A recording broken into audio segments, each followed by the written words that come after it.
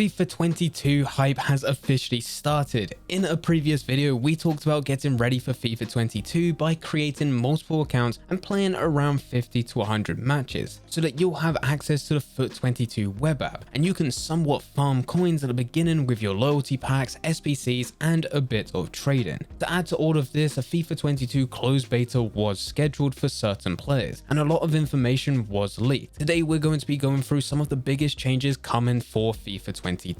But before I do get into the video, if you enjoy the content here, then make sure you hit that subscribe button and that notification bell. We are uploading every single week, and at the current moment it is based around FIFA 21.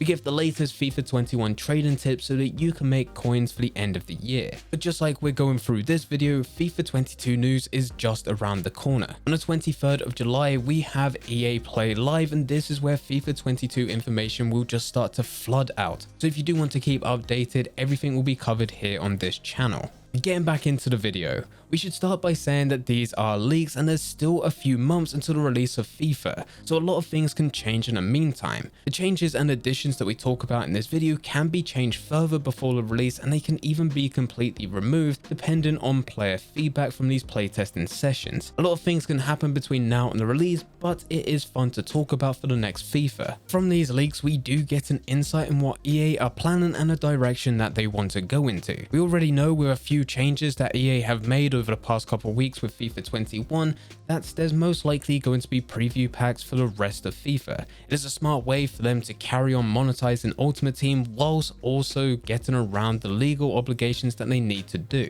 But the real excitement and hype builds up around gameplay, tactics, FUT champions, icons, and a bit more. Everything that will be covered in this video. So to begin with, what kicked everything off? There was supposed to be a closed beta testing for certain individuals to play FIFA 22. They would have access to the current build of FIFA and would be allowed to download and play the game. They would then give feedback on that build that they played, and EA will then change based on the feedback given. But EA did shut down this beta testing because of the amount of leaks that were revealed. When EA ever do these playtesting sessions, and there will be several between now and September, they do not want anything to be revealed. Content creators are not allowed to record videos or stream the gameplay. Other game companies like Ubisoft, Activision have done playtesting sessions before where you are allowed to show everything that you've managed to accomplish whilst that closed beta or that playtesting session was open to the public. They're allowed to record videos, stream, share images of gameplay, menus, and the list just carries on going on. Whatever they find, they're allowed to post it wherever they want. So when players got access to this beta test and started to play it, they actually shared gameplay and images, and EA decided to shut all of this down. But it has led to a lot of leaks. The first major thing to talk about is gameplay changes. There have been reports of new types of passing mechanics, but although this has been leaked, there hasn't actually been any examples of these new passing mechanics, so this is an exception. One thing that has gone into detail is player switching. There are additional manual player switching controls where you can press the right thumbstick or R3 and flick the stick towards one of the three closest players. This doesn't replace the one button switching or the right thumbstick flick, it just gives another option. This does open a door for you to be more tactical when you're on and off the ball by moving your player's position, helping you to defend slightly better, or even helping you to move a player into a different position so that they're in much more space for you to be able to pass to them. Normally when EA ever add new types of mechanics like this, it's always overpowered on the release of the game. And speaking of overpowered, this is where we move on to the next point.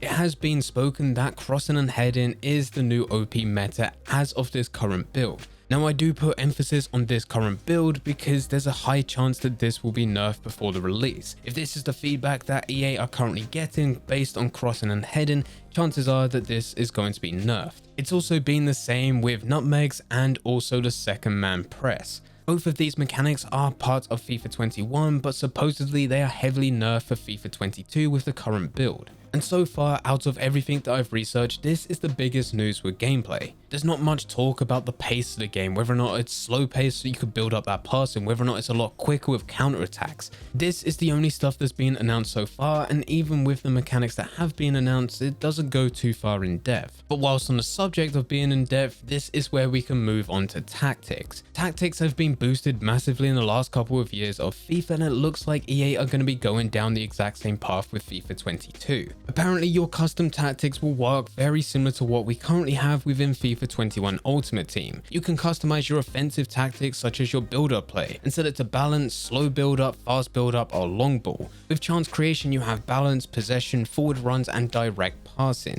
There's still no change to defensive tactics. It would be cool if you can make more tactics based on defense, but I think we all know how that's going to go. Most people will actually put more time into the defensive tactics just to make sure that they don't concede goals, as defense wins games. Especially when going into game modes like FUT Champions, it would be an absolute sweat fest where everyone just has all their players back and they go for the draw and just try to win on penalties. It's not something that I particularly want to deal with, and it will probably lead to some very boring gameplay. While still on the subject of statistics and also tactics, there are supposed to be new heat maps added in FIFA 22. This is where you can see exactly where your player's positioning is and you can make decisions based on that.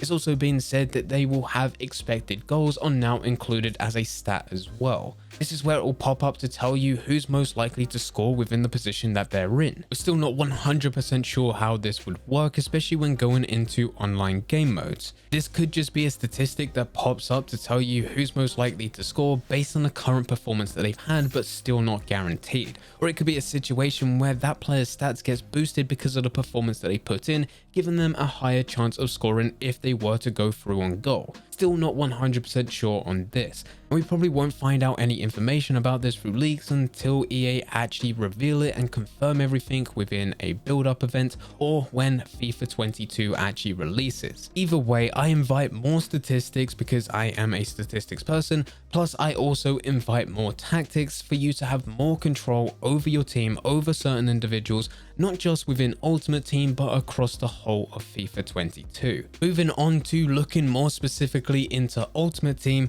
it has been revealed that FIFA 22 FUT Champions will be less than 30 games. It seems like every single year we get less and less games, and this is another thing that I'm all for. We're talking about playing Ultimate Team over the weekend when most people have jobs or even school to attend to during the week, and most people get rewarded by being frustrated with the game, not being in a position that they want to be in because of certain things and certain errors with gameplay. Having less games means even if the gameplay is bad, you just don't have to deal with it as long. Now, we still haven't had confirmation of the exact amount of games that you must play. This is something that will get revealed as we get a lot closer to the release. But as long as it is less games and as long as it is still based on Friday, Saturday and Sunday, then things are actually in a good position. Now we just need to hope for gameplay to be fun, not as frustrating, the lack of button delay, the lack of speed up lag, and things will actually be perfect in some way for FUT Champions. Obviously it's not going to be perfect for every single player, but it will be a lot better than what we currently have.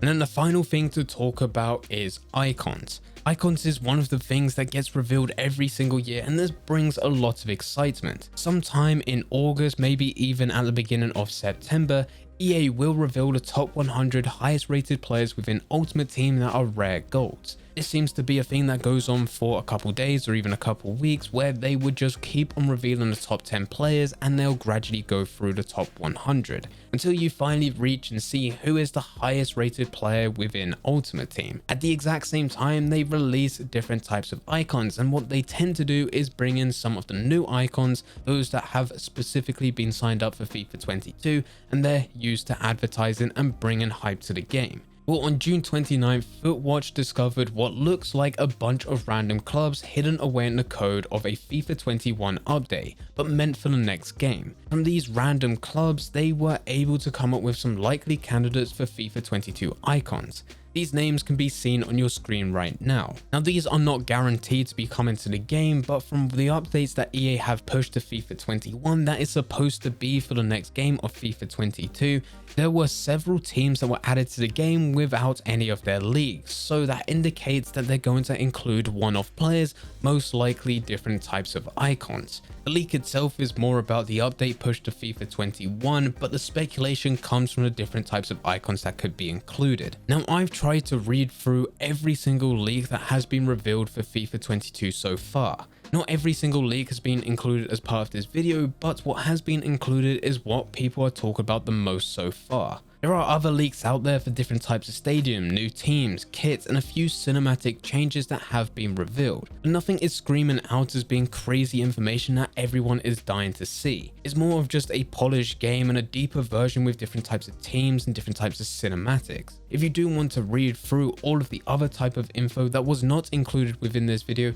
then there will be links to everything in the description down below. I've linked every single one of my sources so that you can see the stuff that has been included in this video as well as some of the stuff that hasn't. But just as a final reminder with everything that we have talked about, this is leaks from the current build of FIFA 22 and there will be many changes for gameplay from playtesting, many iterations and many patches, and this gameplay will be completely different to the gameplay that we get with the release. 2 to 3 months does not sound like a long time, but a lot can happen within that time. Just compare the FIFA 21 demo that was released by EA and compare it to what you're actually playing for FIFA 21 as the full game. It feels like a completely different game. What was overpowered in the demo is no longer overpowered within FIFA 21. So a lot of things can change and a lot of things will change. Towards the end of this month on July 23rd, we do have EA Play Live, and this is where we should hopefully get our first reveal trailer. This will be more to build up hype and build excitement for the next game, but following this is when everything starts to come out from EA.